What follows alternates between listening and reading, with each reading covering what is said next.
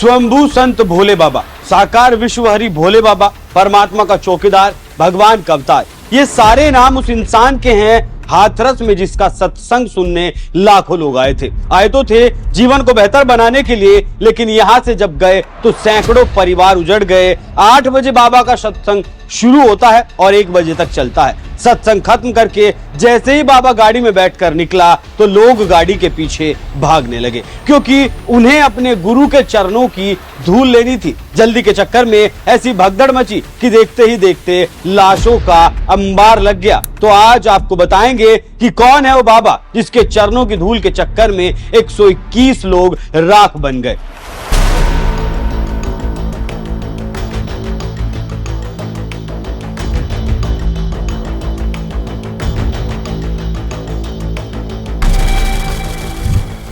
खुद को स्वयंभू संत भोले बाबा कहने वाला कभी पुलिस की नौकरी किया करता था, लेकिन अचानक नौकरी से वीआरएस ले लिया, अपने गांव बहादुर नगरी में चले गए और जो कासगंज के पटियाली में पड़ता है, गांव के ही एक गांव में एक छोटी सी झोपड़ी में सत्संग शुरू कर दिया। बाबा का दावा है कि उनका कोई गुरु नहीं। अब नौकरी करते करते ही अचानक भगवान से साक्षात्कार हो गया और अध्यात्म से लगाव हो गया। अध्यात्म से लगाव होते ही सत्संग शुरू कर दिया। पहले झोपड़ी से सत्संग शुरू हुआ, लोग बातों में आने लगे और बाबा का प्रभाव बढ़ता चला गया। बाबा का प्रभाव इतना बढ़ा कि बड़े बड़े नेता बाबा के दरबार में हाजिरी लगाते हैं। उदाहरण के तौर पर अखिलेश यादव को देख लीजिए, जिन्होंने पिछले ही साल बाबा के लिए एक पोस्ट करते हुए लिखा था, नारायण साकार हरि की संपूर्ण ब्रह्मांड में सदा सदा के लिए जय जयकार हो।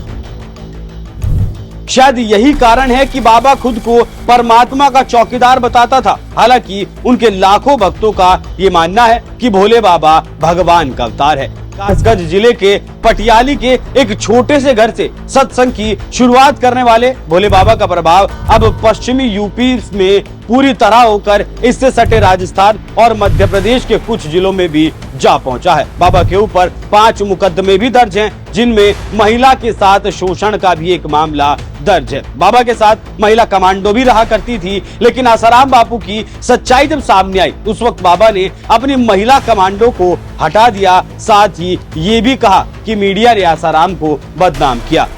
तो आप समझ सकते हैं कि कहीं दुकान बंद ना हो जाए, उसके लिए आसाराम को भी सही ठहरा दिया। खुद भी मीडिया से दूरी बना ली, अपने भक्तों को भी कार्यक्रम में फोटो ना खींचने की हिदायत दे दी। बाबा मंच पर सफेद कपड़ों में बैठकर प्रवचन देता है, साथ में पत्नी भी बैठती है। बाबा की पत्नी को लक्ष्मी कहा जाता है। बाबा अपने प्रवचनों में कहता है कि साकार विश्वहरि के चौकीदार बनकर काम करते हैं। पूरे संसार में साकार विश्वहरि की गिनती नहीं की जा सकती। उनके सेवादारों में भी ईश्वर का अंश है।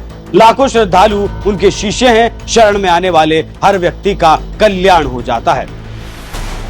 अब आखिरी सवाल ये उठता है कि इतनी बड़ी घटना आखिर हो कैसे गई। तो मामला कुछ ऐसा है कि प्रशासन यहाँ मौजूद ही नहीं था, क्योंकि जब भी बाबा का कार्यक्रम होता है वहाँ बाबा के सेवादार व्यवस्था संभालते हैं। बाबा के सेवादार पिंक ड्रेस में ट्रैफिक की व्यवस्था संभालते थे, साथ में प्रशासन भी होता था। लेकिन हाथरस में प्रशासन नहीं था। प्रशासन ने 80,000 लोगों की परमिशन दी थी, लेकिन 2.5 लाख लोग यहाँ सत्संग में पहुंच जाते हैं। सत्संग सही तरीके से निपट जाता है, लेकिन जब बाबा निकला तो लोग बाबा के चरणों की धूल लेने के लिए दौड़ पड़े।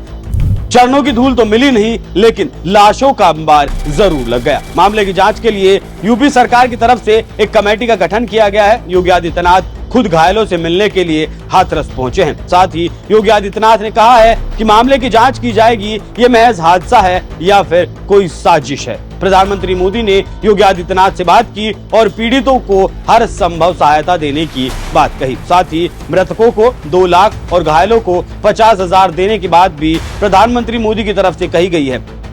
देखना होगा हादसे की जांच में क्या कुछ निकलकर सामने आता है, क्योंकि मामले में पहली एफआईआर दर्ज हो चुकी है, लेकिन इस एफआईआर में बाबा का नाम शामिल नहीं है। अब आगे बाबा का नाम शामिल किया जाता है या नहीं, वो भी देखने वाली बात होगी। साथ ही बाबा के अगले जो कार्यक्रम उत्तर प्रदेश में होने थे, उन पर भी रोक लगा दी गई है। लेकिन लोगों को भी ऐसे अंधविश्वासों से परहेज करने की जरूरत है। साथ ही प्रशासन पर भी सवाल उठते हैं कि आखिर वो इतना लापरवाह कैसे हो सकता है। बाबा पर आपकी क्या कुछ राय है, कमेंट कर हमें जरूर बताएं। नमस्कार।